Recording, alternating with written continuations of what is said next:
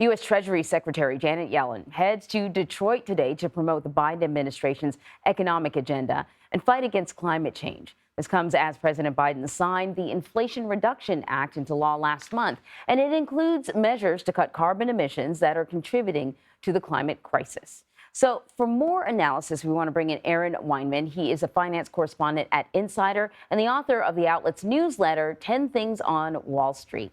Thank you for joining us. So Janet Yellen heads to Motor City to make this announcement. She's expected to emphasize the role that private capital can play in addressing climate change, such as the ESG movement. Can you talk a little bit more about the ESG movement? What is that? Sure. So I think before we sort of get into the role that private capital plays, I mean, at the heart of the matter here is the message that the current administration wants to rid or lower the US's dependence on fossil fuels.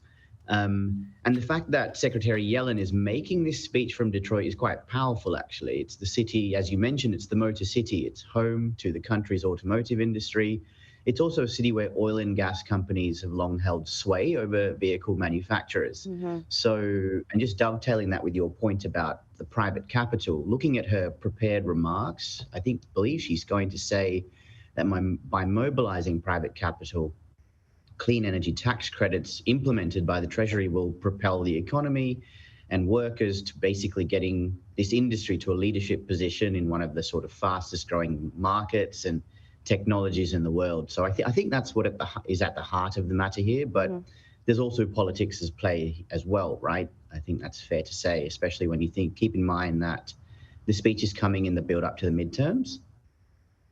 Yeah, of course, you can never ignore that. When I heard about her and going to Detroit in this speech, the first thing I thought of actually was the Supreme Court decision in the summertime that really limited the powers of the EPA, the power that the EPA had to regulate emissions and the spillover effect that we were talking about at the time that this could have on many, many government agencies that might be trying to do things to combat climate change. Can we talk more about that decision and the sort of impact that it could have on, the sorts of things that Janet Yellen's going to be talking about? Sure. So the decision is one thing, but the remarks and what's going to be talked about today is the Inflation Reduction Act. And I think, in a way, that Inflation Reduction Act seeks to kind of mitigate the decisions that were made last year that you're referring to. So, for example, the IRA, or the Inflation Reduction Act, it includes $14 billion worth of subsidies for electric vehicles, something that appeals directly to Detroit and Michigan. These vehicles are meant to sort of wean the automotive industry off of gasoline in an effort, if you like, to reduce the US in the transportation industry's emissions.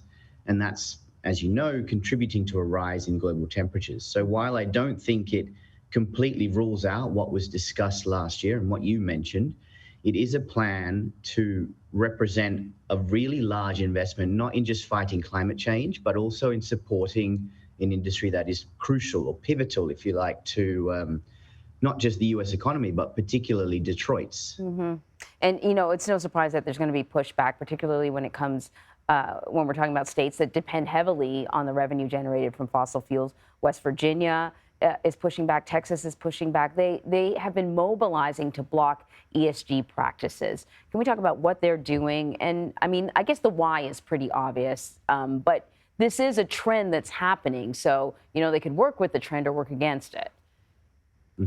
So to your first point about working with it, I think it's important to note here that even though the climate change and the automotive industry is impacting climate change, what's important is that the electric vehicle industry actually does bring a lot of work, a lot of employment to the overall automotive industry. So that's the first thing to keep in mind. But second, to your point about certain states pushing back on ESG practices, I think this has been highly evident in states, as you mentioned, like Texas. And what we're seeing is that is trickling down into how these states are treating the private sector. So the easiest example there is BlackRock, for example. BlackRock, the asset manager, it has been under quite a lot of scrutiny from these states for its position on ESG-related investment initiatives or decisions. And how you kind of combat that is still to be determined, to be honest. But what we're seeing is that these companies actually do still invest in fossil fuel industries. It's not a complete wipeout of that from their portfolios, if that makes sense. And I think what's important is to note the word transition. You can't just wean economies off of, it's not just a tap that you turn off and say no more fossil fuel industries. It needs to be a transition. And I think this is what a lot of Wall Street and a lot of private sector businesses are trying to emphasize when it comes to just having these discussions with these states that are very heavily reliant on fossil fuel emitting industries. And so you mentioned just a little bit earlier that the Inflation Reduction Act also includes $14.2 billion worth of subsidies for electric car vehicles in an effort to reduce the auto industry's reliance on gasoline. And I think outside of that, too, has been money allotted to expanding and growing the charging network across the country, because if you have more cars, you need a place to charge them. One of the sort of criticisms when it comes to these electric vehicles is that they're just so expensive. And that's going to be a big hurdle for a lot of people to get over. What sort of message do you think, Janet Yellen is sending the automobile industry when she says the Biden administration is willing to put this amount of money if you're willing to engage in this transition, if you will? Yeah, sure. I think, well, the short answer to that is here is the money. Use that money to make these vehicles more affordable, or at least subsidize that cost for the consumer at the end of the cycle, if you like. We are the ones that are intending to buy these vehicles, and the idea is that this money will help subsidize not just the creation of the vehicles, but the maintenance of them and the ability for us to use them at the, I don't know what the correct wording is, but whatever the equivalent of a petrol pump is for the, or charging station, yeah. I'd say.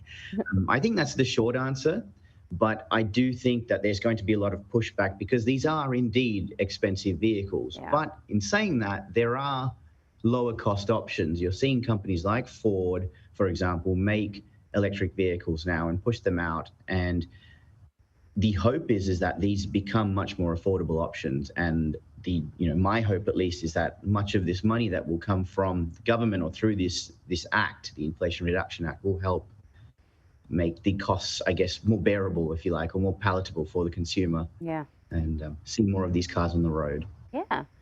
Aaron Weinman, great talking to you. Thank you very much. Thank you so much for your time. Take care.